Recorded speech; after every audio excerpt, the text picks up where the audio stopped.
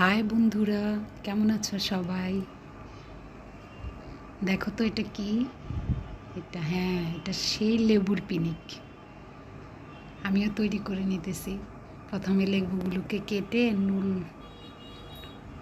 আর মরিচের গুঁড়ো দিয়ে মেখে রেখেছি।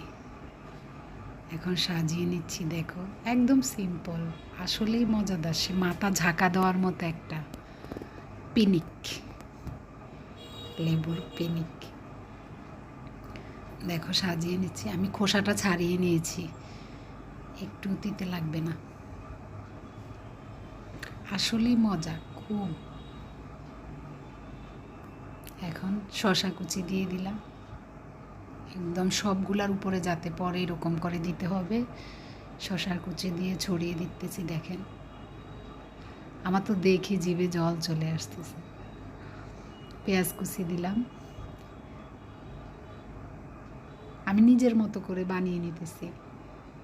ইউটিউবে দেখেছি, ওইখান থেকে কিছু নিজের মন থেকে কিছুই আর কি।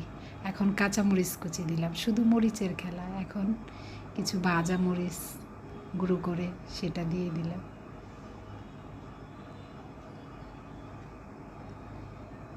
এখন গোলমরিচ গুঁড়ো দিলাম, 4টা মরিচের গুঁড়ো দিলাম। লাল মরিচের গুঁড়ো, কাঁচা মরিচ, ভাজা মরিচ, গোলমরিচ। এখন সরিষার তেল দিব উপর দিয়ে। সরিষার তেল দিয়ে এখন খাওয়ার জন্য রেডি। আমার আর তর্স হয়েছে না। আবার একটু শসা কুচি দিয়ে দিলাম উপর দিয়ে। ছিল আসলেই মজা, আসলেই মাথা ঝাঁকা দেওয়ার মতো একটা পিনিক। খুব টেস্টি এই পিনিকটা।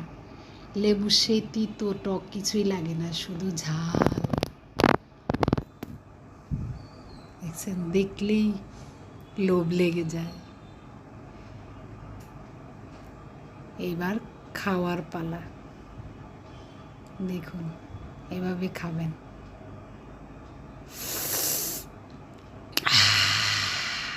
যদি ভালো লাগে একটা কমেন্ট, লাইক এবং সাবস্ক্রাইব করবেন। ধন্যবাদ।